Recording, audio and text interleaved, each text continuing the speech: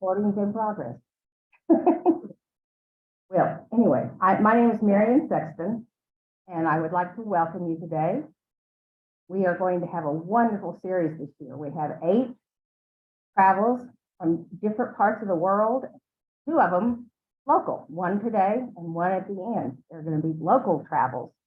The rest are going to be really interesting. We have 2 of our committee members who were not born in the United States, and they're going to tell us about places where they are from. And that will be really interesting. I'm really looking forward to all of them. And then we have another one of a person who is from Turkey, and he's going to tell us about his home, his home is in Tulsa now, but where he is from. So I welcome all of you. And if you are a member of the Friends of the Library who is sponsoring this event, thank you. You help us to fund scholarships to library staff for undergraduate work. And you also help us to fund a lot of other programs like this one and Book Sandwiched In and all kinds of things that we do for the library. And if you're not a member of the Friends, we would love for you to join. And they're over here on the counter. There are forms that you can fill out to join the Friends. We also have members of copies of our latest newsletter, which has all of the Travels with Tulsans listed on the front page, and there's a few copies over there, as well as the flyer for Travels with Tulsans. And we hope each of you come back every week. Our speaker today, excuse me, our speaker today is Katlin Seagraves. And Katlin is an IT technician with Tulsa City County Library. She has been with TCCL since 2015 and previously served as the Digital Literacy Lab Coordinator before joining IT. Katlin is an avid hiker and Okie tourist. She spends her free time exploring nature, reading books, and messing up elaborate recipes in the kitchen. It sounds like fun. Please help me welcome Katlin. I will say the cooking is fun until the cleanup afterwards. Yeah. And I will say I love the Friends of the Library. You guys are awesome. One of those scholarships actually went to me when I was finishing my undergrad recently. So thank you for that. Today we're going to be talking about some local spots. I've already been warned by a few people in the room that they are avid Oklahoma hikers and will probably not have anything that they haven't heard of. But hopefully a few of you will find some new spots today. As an introduction, thank you for that. I'm Katlin. I work in the IT department here at the library. All of the photography throughout this presentation were photos either taken by me or my friend Kaylee. If you want to follow her Instagram, she's a photographer and she shares her lovely bird photos, among other photos, on her Instagram account. And she's the one that I go on most of my adventures with. I also have a link to today's presentation at this link here. This will be displayed again throughout the presentation, so if you don't write it down right now, that's okay. But I've linked a lot of different resources throughout this presentation. A lot of the photos will take you to websites with information about each of the spots that I talk about. So hopefully you will find some helpful resources today. And as a library employee, I love bringing resources. So if this feels more like a lecture than a Travels with Tulsans, just a fair warning. So we're going to be talking a lot about different spots around Oklahoma and kind of their relation to Tulsa. We'll start with a local spot here in town and then make our way north and then east and then south and then west. And the first one we're going to start with is Oxley Nature Center at Mohawk Park. If any of you enjoy being outside, you have likely heard of or visited Oxley Nature Center. It's part of the City of Tulsa Parks system. And has a really robust volunteer system that supports programming out there and maintenance of the trails. It's 800 acres of land. There's a 70-acre lake that was built during the Great Depression by the CCC, and 9 miles of trails. So if anybody is looking for a nice, easy walk around town, everything is super flat out there, which I really love when I'm out walking.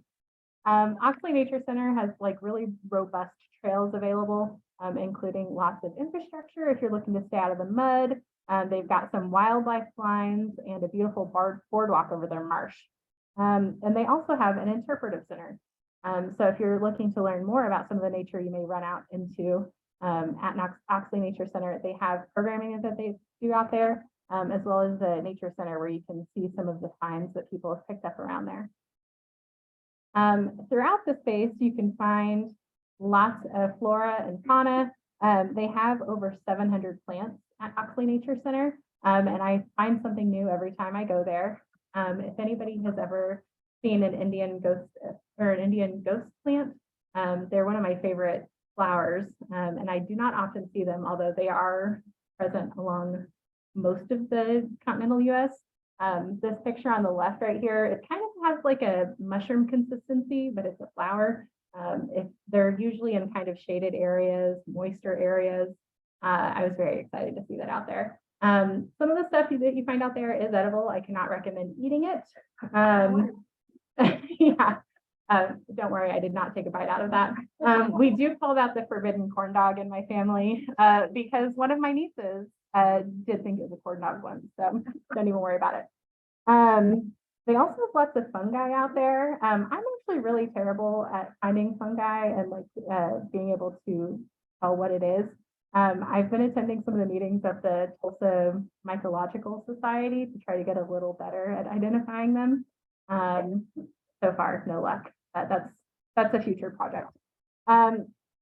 They have lots of spiders and insects out there, including a lot of beautiful butterflies in the spring. Do we have anybody in here who's like super into following monarchs around town? Surely a few of you. That's okay. In the spring, they have lovely caterpillars, and in the summer, you can see lots of butterflies out there. And my favorite spider is all over the place out there. If you love spiders, the orb weaver is one that you can find often in the meadow out there and in the marsh. But they've got marsh and wetlands, prairie and woodlands that you can explore, and 9 miles. Plus, it's not too hard to find your way back to the parking lot. If you are somebody who gets lost like I do, you're never more than like 2 miles from a vehicle. So that is a really reassuring thing when you're out there. They also have lots of mammals, of course. If you go out in the early mornings, usually right around sunrise, or when it's starting to get a little darker, you are bound to run into just hordes and hordes of deer. They are not at all terrified of people like they should be. And you can usually walk right up on them. Over the summer, we saw this beautiful baby fawn laying in by a tree as it was waiting for its mom to go do some hunting. So lots of mammals. Their website says they have 38 species of mammals, including flying squirrels. I have never seen a flying squirrel, or maybe I have, and I didn't know it was a flying squirrel. But I'm working on trying to see all 38. We'll get there. There's also lots and lots of birds. If you're into birds at all, you can see a huge variety of birds. There's something like 263 species that have been documented at Oxley Nature Center. And last year there was a big uproar in the birding community. If you're part of the birding community, as I am, they had some limpkin sightings at Oxley Nature Center. The limpkin, they found, I think there were 4 separate limpkins that were hanging out over the summer at Oxley Nature Center. They're a bird that usually don't come this far west. They usually hang out over in Florida and Mississippi. But as climate changes, we're probably going to be seeing more and more species displaced and showing up in our area. And over the summer, you could sight these guys pretty regularly when you were out there. They also have 2 great blue herons that live out there regularly. And I swear I see one of them at least 5 times when I'm hiking. I'll come up on it, it flies somewhere, and then I find it again. And if you like birds, there's hundreds of them out there. There's also lots of snakes. Now, I know not everybody loves snakes. And just for a few fun, quick facts about snakes in Oklahoma. There are 39 species of snakes in Oklahoma. Luckily, only 8 of them are venomous, and only about 4 of those species hang out in the Tulsa area. Most of the snakes that we see at Oxley Nature Center are not venomous. And if you stick to the trails, you usually don't have too much of a problem with them. Some of my favorites are the ribbon snake and the, I think it's just called the regular green snake. They're really tiny snakes, so you can pick them up. If you don't know what kind of snake it is, I don't recommend picking it up. That's like sage advice anywhere you go.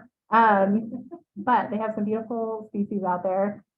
Last summer, I saw a speckled king snake, which if you've not seen those before, they're beautiful black snakes with like gold speckles all over them. I saw one that was like this big, and I was a little too busy looking at it to take a picture. So beautiful snakes.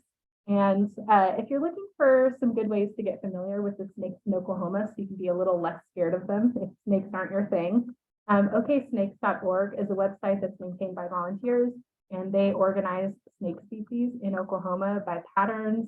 So if you see a snake, it can help with identifying what it is. And then if you're on Facebook, there's a group called the Oklahoma Snake Identification Network, where people will post pictures of snakes that they find around Oklahoma to get identified for them. And I'm in that group. I look at the snakes that people post pretty regularly, and it has helped me become a lot more familiar with snake species and also a lot scared of them, because I used to be not a snake fan, to put it mildly. So if you like snakes, definitely recommend checking out those groups. If you are wanting to check out Oxley Nature Center and you're a little nervous to start walking on your own, they do lots of educational programming out there. Some of it does cost money, but most of it is free. And they welcome all ages at most of their programs. They usually do a full moon walk every month.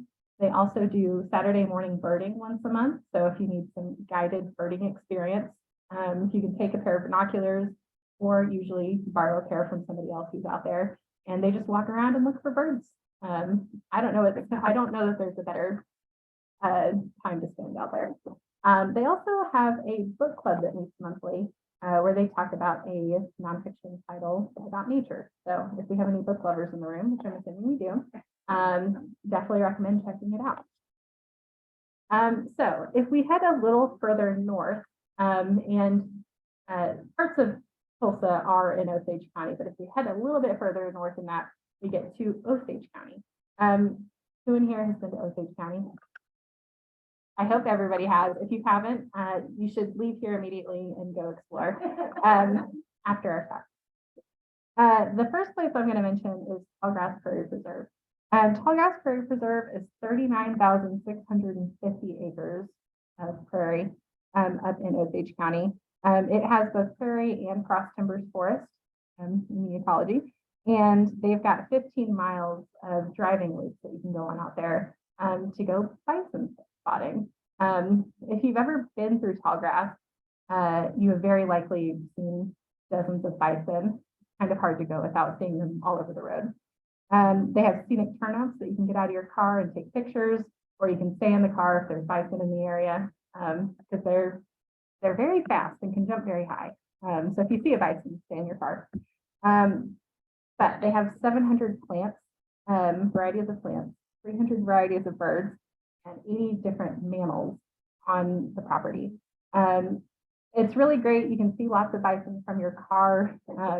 I posted this picture of me using my phone taking a video of bison to illustrate how close they get to your vehicles. And sometimes you just have to sit in the road for a while they cross the road in front of you. The spring is a really great time to go. The summer is a really great time to go to see varieties of like grasses and plants. And then also just to see the little baby bison walking around. It's super cute and fun. Also, sometimes bison are a little gross. So, just like at the zoo, if you see something you don't want to see, just look somewhere else. They also have several trails that you can walk at the Prairie Preserve. They've got about 4 miles in total that you can walk. There's 3 different trails. They're beautiful, especially in the summer and fall when you can see all of the different types of varieties of grasses that we have here in Oklahoma. I will say a lot of it is not shaded. So if you are out and about, just be weather aware. And if you're going in the summer, take a hat and lots of water. But along the trails, you can see the bottomlands. The bottomlands were a favorite camping site for a lot of the tribes that inhabited the area back in the day.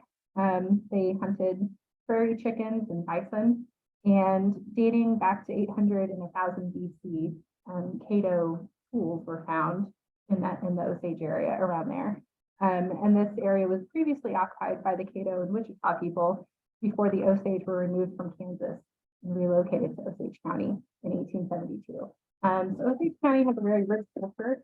The Osage tribe is very active in the area and has been doing a lot to build up the infrastructure, especially the driving tours in Osage are beautiful. They've added a lot of rest stops along the highway and a lot of informational spots. So if you're looking for a good road trip, I highly recommend Osage County. In the winter, you can see lots of different animals. On the Prairie Preserve, you'll of course see lots of bison browsing the area. You can also see deer, bobcats, and coyotes roaming the prairie. And birds that you'll often see out there include hawks, harriers, and eagles, as well as the red-winged blackbird. We have seen lots of birds out there. It's very exciting for people who are into birds. They are also always looking for volunteers over at the Prairie Preserve. They require that you work 3 shifts a year if you go through their docent information or their docent program. And they are hosting some recruitment sessions, one of which will be at Hardesty Library this weekend. So if anybody is looking for an opportunity to get more involved, this is a great program and pretty low commitment way to give back to your community. If anybody has questions about that, I would be happy to answer them afterwards. Beyond the Tallgrass Prairie Preserve, there's lots of different things you can do in Osage County. If you're at all familiar with like the Pioneer Woman, they've got her mercantile and restaurant over there. This is actually a recommended list of things to do in Osage County that was put together at visittheosage.com, and it includes lots of spots around. But there's lots of antique shops and restaurants and spots to stop around in Osage. And of course, if you've been that direction, Osage Hills State Park is another lovely place to check out. So Osage County, we love it. If you head back to Tulsa and then drive a little further east towards Tahlequah, near the Illinois River is kind of a lesser known spot called the J.T. Nichol Family Nature and Wildlife Preserve. It's a beautiful preserve where you can drive through and see lots of varieties of trees, mammals. The place is the largest privately protected conservation area in the Ozarks. It's 17,000 acres in the Cookson Hills, and it overlooks the Illinois River. The land that you can find out there is kind of a mix of savanna, scrubland, and prairie. So it's got a wide variety of plants and animals. This space is actually home to elk, which is pretty unique in the Oklahoma area. We've got a couple other spots where you can find elk, but they were absent from the environment for about 150 years until they were reintroduced in 2005 at the J.T. Nichol Preserve. There's also black bears and lots of birds in the area. You're unlikely to spot a bear when you're out browsing around out there. I've only ever run into a bear once in my life. Hopefully it is a unique experience.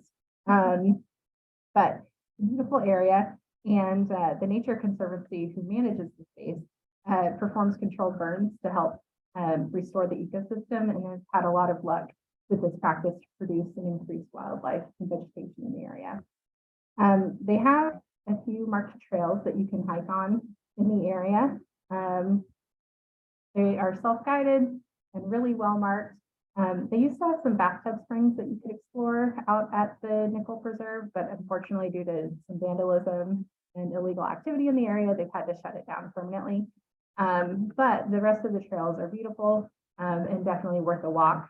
And I have found this particular area looks different depending on what season you're in, as with all outdoor destinations. I really like going in the summer, but I also really like the fall when the trees are turning. Tahlequah is especially a beautiful area to explore when there's fall foliage in the air. So I also recommend, while you're in the area, if you go through Tahlequah, one of my favorite restaurants in Tahlequah is Sam and Ella's Chicken Place. It's a pizza joint, and I think their name's hilarious, but their food's also really good. And of course, there's a lot of good antique shops down there too. Now, if we go back to Tulsa and then head west out of Tulsa, there's lots of places, of course, to explore out west. This is a little farther southwest from Tulsa, the Salt Plains National Wildlife Refuge. The Salt Plains National Wildlife Refuge is managed by the U.S. Fish and Wildlife Service.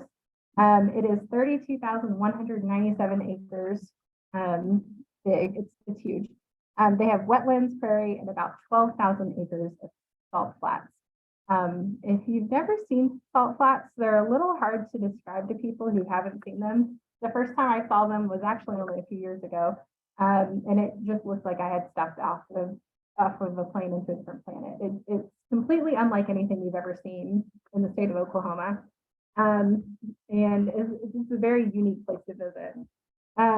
This area is hugely important for a lot of birds in Oklahoma. They have thousands of sandhill cranes, ducks, shorebirds, and endangered whooping cranes that make their home on the salt flats.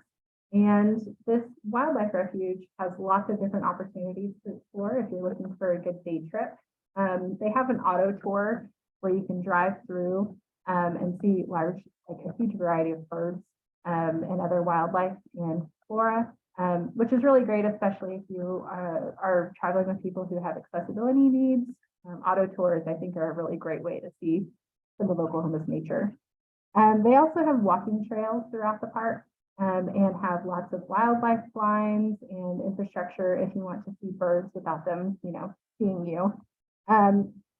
They also have, probably more popularly, crystal digging.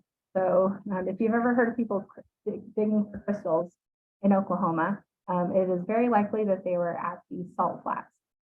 So picture here, you can see one of the selenite crystals.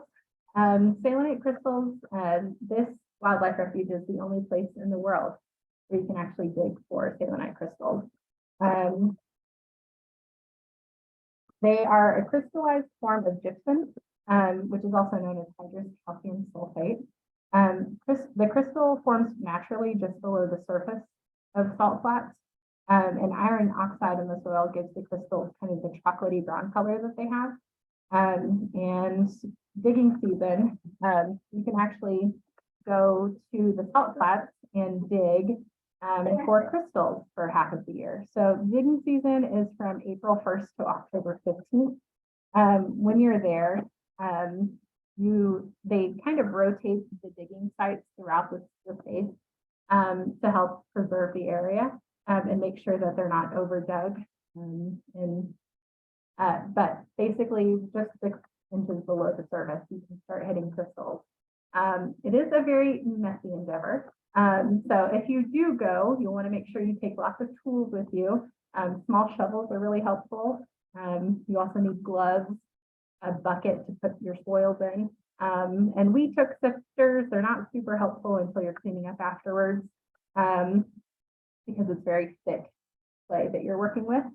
And of course, if you go, it's usually pretty hot out there because there's absolutely zero shade. So if you do go, I usually recommend bringing your own shade. We have a little pop-up tent that we take with us, lots of sunscreen, plenty of water, and a change of clothes before you get back in your car. That is my biggest recommendation.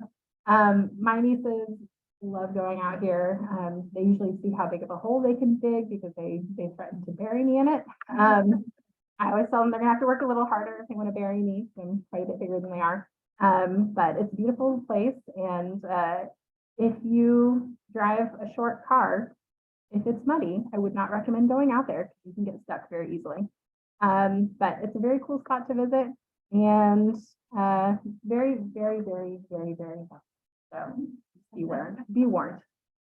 Not too far from the Salt Plains is Gloss Mountain State Park. Gloss Mountain State Park is usually a road stop. For people. I heard somebody mention that it's also called Glass Mountain. There's a placard with some information out there. I think on a map it was written as Gloss, but then everybody colloquially calls it Glass Mountain. So there's some debate there on what it's called.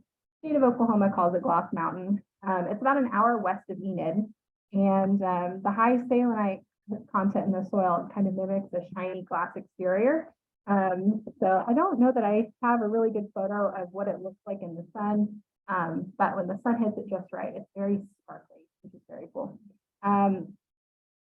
When you're at Gloss Mountain, you can hike the Cathedral Trail from sunrise to sunset. And when you're up there, you can see miles and miles of valley. And then you can also see Lone Peak Mountain. If you're heading west for any reason, maybe you're going to Woodward or going further on to New Mexico or Arizona, I always recommend stopping at Kloss Mountain for a quick place to stretch your legs.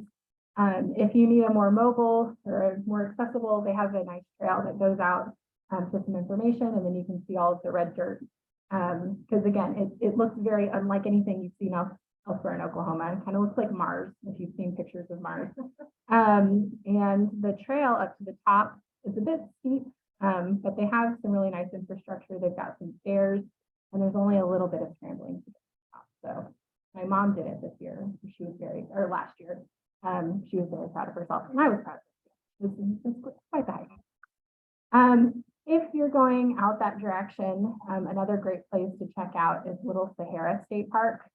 Now, I wouldn't recommend going to Little Sahara State Park unless you have a lot of time and you're into four-wheeling. But did you know we have sand dunes in Oklahoma? Most people don't know that when I ask them that question. They have at Little Sahara State Park 1,600 acres of sand dunes. And the sand dunes range in height from 25 feet to 75 feet tall, which I know in more desert areas, they have much taller sand dunes. I had never seen anything like it, and I was completely flummoxed when I went over the summer. Me and some friends take out four-wheelers and a Jeep and make really good decisions to go out sand duning. The sand dunes were formed over time from terrace deposits, and throughout this area, the Cimarron River used to flow. So that's kind of how this area was formed. 1,600 acres is very easy to get lost out here. It all kind of looks the same, but it's a fun place to explore if you're into four-wheelers. If you drive about 3 hours south of Winoka, which is where the sand dunes are, you come to the Hackberry Flat Wildlife Management Area. This is kind of an unexpected area for people, I think, to hear about because it kind of looks like every other marsh in Oklahoma. Wetlands kind of all look the same after a while, I have found. But this particular area is about 7,500 acres. It's in Tillman County in western Oklahoma, near Frederick, Oklahoma. They've got lots of shorebirds, wading birds, and raptors in the area. And the reason that I particularly love this area is they have a very robust education center, and they do guided birding tours where you can get out onto the trailer and they take you out onto the flats and give everybody binoculars, and we do a bird count for the day. So if you're interested in getting into birding and you want to go out on a bird tour, I heartily recommend this area. On the left, you can see the trailer. It's an open air trailer that everybody sits on. They provide masks. If you get into the part with a lot of bugs, you can keep them off your face. And the instructor out there is very knowledgeable. Her name's Melinda, and they bring lots of gear to show you all of the birds that you can spot from the truck. I've also met a lot of really cool people on these tours who I've kept up with over the years. And I run into them, it feels like all over town every time I'm out in the nature. I run into at least one person I have met on these tours. So it's a cool way to meet people. It's an incredibly beautiful area. I especially like going in the spring. They have migratory bird tours. They also do bat tours and monarch tours. And at the location, you can see lots of different types of birds. And then it's also a managed area for hunters. So there are parts of the year you want to avoid being out and about. But it's people will hunt waterfowl, dove, quail, sandhill cranes, rabbit, and things like coyote, bobcat, and raccoons in the area. So you can see lots of things. If you find yourself south of, oh, that's a weird spot for that. Okay. I say that like okay. Anyway, if you ever find yourself south of Tulsa and you're heading back from a trip to Dallas or somewhere south on 75, one of my favorite road stops is Deep Fork National Wildlife Refuge. It's about an hour out of town. So when you're driving back from Dallas and it's daylight, it is the perfect place to stop and stretch your legs. As you can see, it covers a pretty wide area. It is managed by the U.S. Fish and Wildlife Service. So it is used for fishing and hunting. The space was established in 1993, and it's one of the last remaining remnants of bottomland hardwood forest, Oklahoma, that's managed. And when you're out and about, they've got lots of trails that you can explore. They have really good infrastructure out there, including a boardwalk that takes you throughout the forest. I especially like the boardwalk to recommend to people because I have seen more venomous snakes here than I have anywhere else in my entire life. So if you go, just, keep an eye out. But if you're on the boardwalk, I've never seen them anywhere from up high. They've also got some really lovely trails where you can go to some deer blinds. And we have had a lot of luck seeing some very unique birds out there, and up very close, which is nice. I was counting birds out there once, and I think I saw like 130 just in one stop at the end of the boardwalk in the marsh. So it's a very beautiful area. We've also had really good luck seeing a lot of frogs out there. So if you're into frogs, I don't know a whole lot about frogs. I just know that I like to take pictures of them and they look really funny to me. Lots of box turtles, and it's a beautiful area. So I heartily recommend exploring it. And again, if you're on a road trip, it's the perfect place to trip. And they have bathrooms out there, I will also say. So they're not always the nicest bathrooms, but they are extant, which on a road trip is important. Now, I have a few tips for you all if you are looking to explore Oklahoma a little bit on your own. Before you head out anywhere, make sure you check rules and regulations. Some of these spaces that I talked about today have some sort of entry fee or permit requirements. Most Tulsa state or most Oklahoma state parks have recently implemented parking fees, but it's pretty affordable. An annual pass is $60, and you can add up to 3 vehicles on a pass. So I usually go out with my friend Kaylee, so both of our cars are on our pass, and it costs $60 for the entire year. Most wildlife management areas require that you have some sort of permit to be on site. They have a wildlife conservation passport that you can purchase annually. It's $26, and it's permission to go out and go bird watching. But if you purchase fishing licenses or hunting licenses, those also qualify to get you onto most of these sites. I also always recommend to check the weather. Oklahoma, and especially if you're going any place that has any sort of elevation, it's never a good idea to be caught up high somewhere during a thunderstorm or lightning. And if the trail's muddy, I usually recommend avoiding it because you can do damage to the trail systems. I also always recommend you bring your binoculars. If you don't have a pair, I stole mine from my dad. He still hasn't noticed it. Hopefully he does not find the YouTube link to this later. But I always recommend a pair of binoculars. You can see so much if you walk quietly and stare at things. And then, of course, always bring water and wear sunscreen. Oklahoma, especially in the summer, can be incredibly hot. The sand dunes, we usually go in the summer because we hate ourselves. And it can be pretty brutal out there. I also recommend if you're looking for some spots around, I really like the AllTrails app. You can download it in any app store on a mobile device, but you can search for trails in your area. You turn on the location services, it'll kind of show you what walking trails are in your area. This includes urban as well as nature trails. So, there are a lot of trails around town that people don't know exist. And this is a great way to find it. You can also save trails to lists. So when I'm going on a trip somewhere, I usually save trails into a list. And then when I get there, kind of pick what I want to do for the day. You can also rate trails. So if you go on a hike, you really like it, or if you really did not like it, you can save yourself some future heartache and be like, oh yeah, I picked up 30 ticks on that trail last year around this time. I probably shouldn't go there this year. And then you can also use it to kind of track fitness and stuff. I don't know if you can see this up here, but at the top, you can use it to kind of to mark how far you've been hiking. If you pay for the premium app, you can like measure how long you've been hiking in a day, and it'll give you some stats about how much elevation you gained. If you at all care to know how many calories you burned, so you can like justify your huge cheeseburger later or whatever. It can give you some helpful information. And then there's some really handy Oklahoma apps that I always recommend people download. The Oklahoma State Parks app is a great way to find state parks in your area.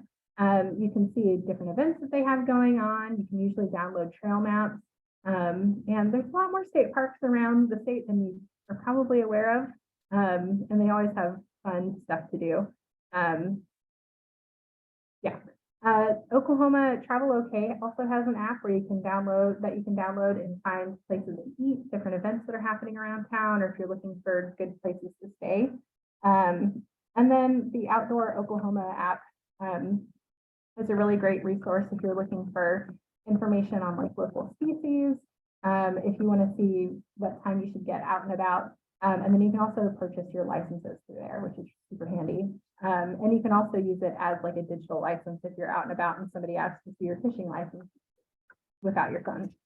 And then of course, I say of course, not everybody knows about this. The Oklahoma State Park has a passport that you can go through and get stickers for every state park that you visit. And once you're done visiting them all, there is some sort of mystery prize at the end. I have no idea what it is. Because I forget to get my stickers. But someday I will remember all of them. And then, of course, on the Travel OK site, you can order travel brochures directly from the state. They'll ship them to your house in a big box. And they have a lot of really cool information brochures. They have stuff on like motorcycle rides around the state. There's a whole one on just jelly making or winery tours. And you can actually go through and just order and whatever you want, and they'll ship it straight to your house for free. So lots of options on there. This is a lot of information. Does anybody have any questions for me? And I think Tara is also going to open it in the back. Yeah.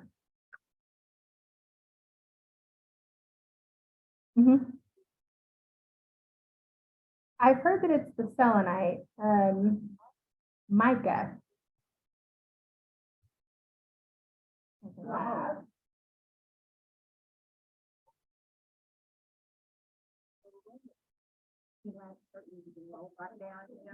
Okay. For those online, somebody was mentioning that it's actually isinglass, mica, that makes the gloss mountains sparkly. Good information. Thank you. Yes.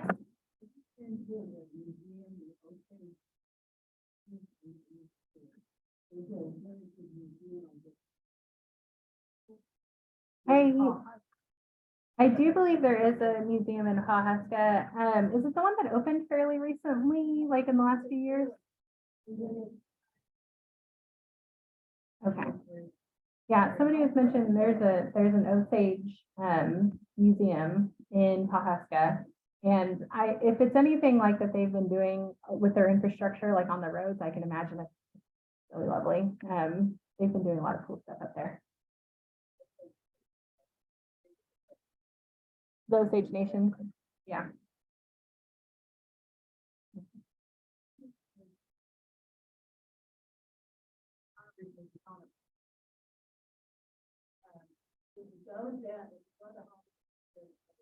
That overlooks the city, and one of the local artists there and built iron. I think it's made of iron. I'm not sure, but it's most likely the tribe of India up on the overlooking the city, the warriors.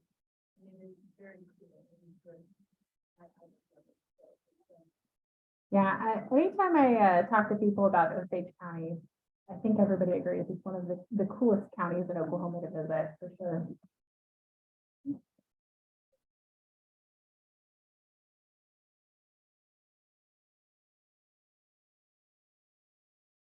Okay, so somebody's question about scattering ashes at the Tallgrass Prairie and if there's any regulations. I have no idea on that, but They have some contact information on their website that I'd recommend checking out. I have no idea. I imagine there's some sort of like permit you'd have to get for that. There usually is. Any other questions? My favorite place to go. Actually, so my favorite place to visit is Oxley Nature Center. It's just so close by. I'm out there like 2 or 3 days a week. Yeah, I mean it's super close. I always see something new, and the beavers are really cute. So. And they have otters too. I have yet to see the otters, but they exist.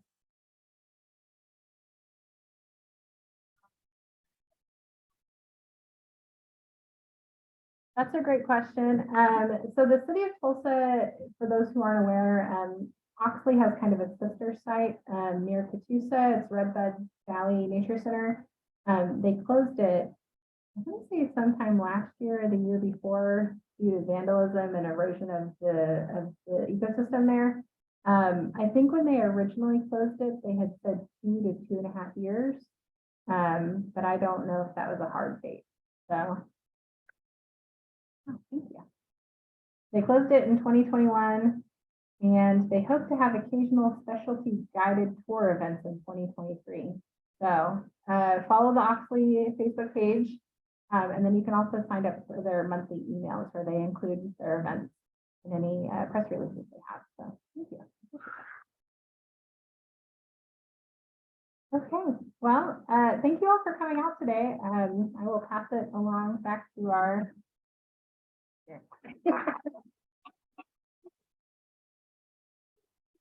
Thank you so much, Caitlin. That was really interesting.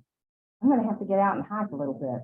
One thing I've discovered just in the last several months is that this is a really good time of year as far as snakes and ticks to go in the woods. I don't do it, when the things are green, but this time of year, it's really nice to go hiking in the woods. So anyway, next week, George Mowbray, who is right over here, is going to be presenting on Czech Republic, which is where he is from originally. So I hope that you all will come back next week, hear what George has to say, and see the pictures that he's going to share with us. Thank you again, Caitlin. It was wonderful to see all of you in person and to have several of you on Zoom also. Thank you.